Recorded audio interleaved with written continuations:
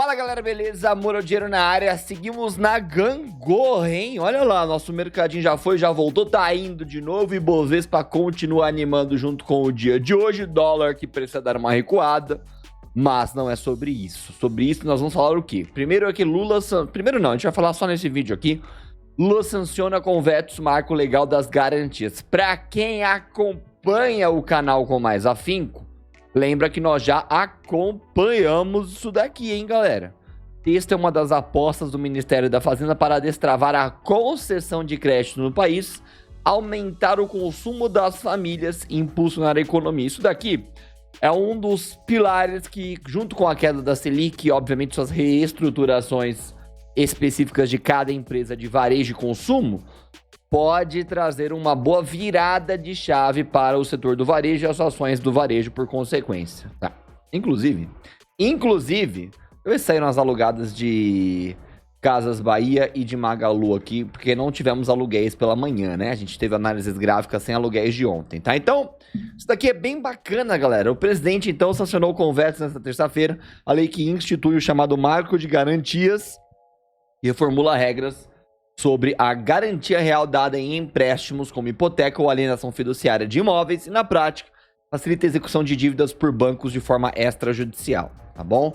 É uma faca de dois gumes de qualquer maneira. O texto original foi encaminhado ao parlamento ainda pelo governo do ex-presidente Jair Bolsonaro, mas recebeu endosso da atual administração, que entendeu que as mudanças poderiam fomentar o mercado de crédito no país. Entre as mudanças aprovadas pelos congressistas e sancionadas pelo presidente Lula também está a permissão para que o mesmo imóvel seja usado como garantia em mais de um empréstimo, aí de forma fracionada, né, até esgotar o seu valor total ali. Ou seja, vou usar um imóvel de 300 mil, só que eu só vou usar 100 mil dele para garantia, né? Uma garantia que exige 100 mil, outro lugar exige 120 mil de garantia, vai sobrar 80, então mais ou menos essa ideia, né? Tal caminho é objeto de polêmica, como tudo nessa vida que envolve dinheiro e dívida, né? Até porque isso daqui de fato pode causar uma bolinha de inadimplência aí, e as análises de empréstimos, no caso, né, terão que ser bem coerentes, né? Mas tem o Open Finance hoje em dia que facilita um pouco essa venda. Tá tudo conectado, né?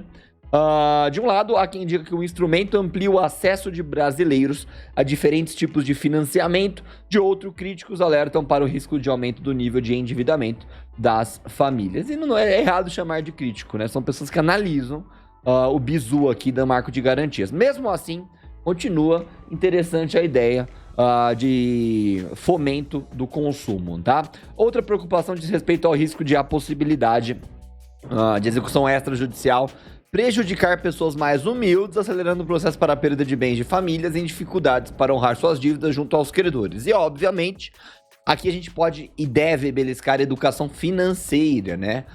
Pessoas de baixa renda, mais humildes, eu não gosto da palavra humildes, né? Mais pobres mesmo, né? Humildade não tem a ver com o financeiro. Mas enfim, pessoas mais pobres também devem se educar financeiramente, afinal elas precisam da educação financeira para mudar de vida. E essa educação financeira, obviamente, vai impedir elas de fazerem ali, de repente, empréstimos e dívidas que elas não consigam honrar e acabam não perdendo bens. Então, isso daqui é um assunto para 55 mil vídeos, se nós fôssemos abordar, né, reformulação de educação básica, enfim, obviamente, existem pessoas em situações críticas, como tudo na vida, né, é plural, né, mas enfim, é só para jogar um holofote, né. O marco legal é que é uma das apostas do Ministério da Fazenda para destravar a concessão de crédito no país, aumentar o consumo das famílias e impulsionar o crescimento econômico.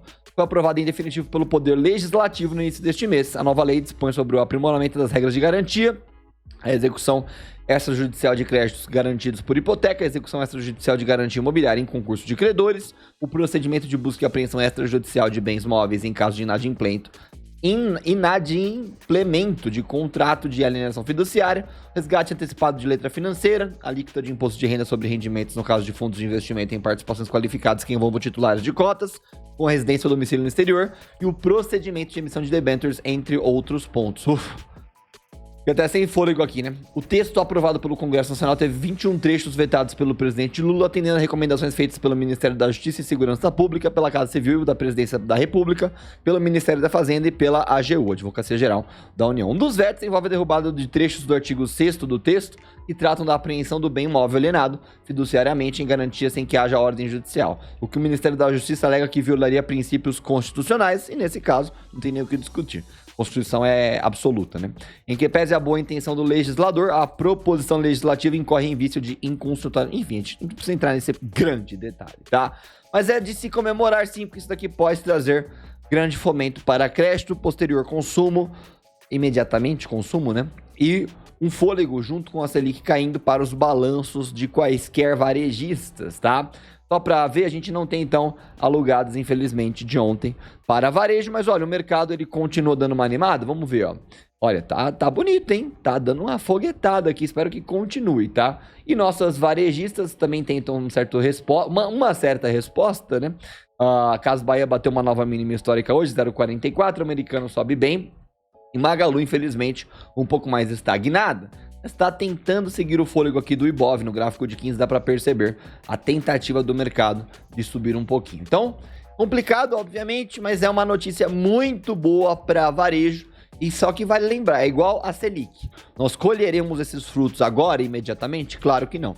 Esses frutos serão colhidos só nos próximos balanços. Então, por hora, para quem tá olhando para varejo, fica aqui um vídeo absoluto sobre isso. Anotem o que eu vou falar agora, compartilhem o que eu vou falar agora. E se você não é membro do canal, aproveite para virar membro do canal. O botão Seja Membro tá aqui abaixo do vídeo. E claro, pode virar membro pela Hotmart também. Os conteúdos são postados lá diariamente, igual aqui, tá?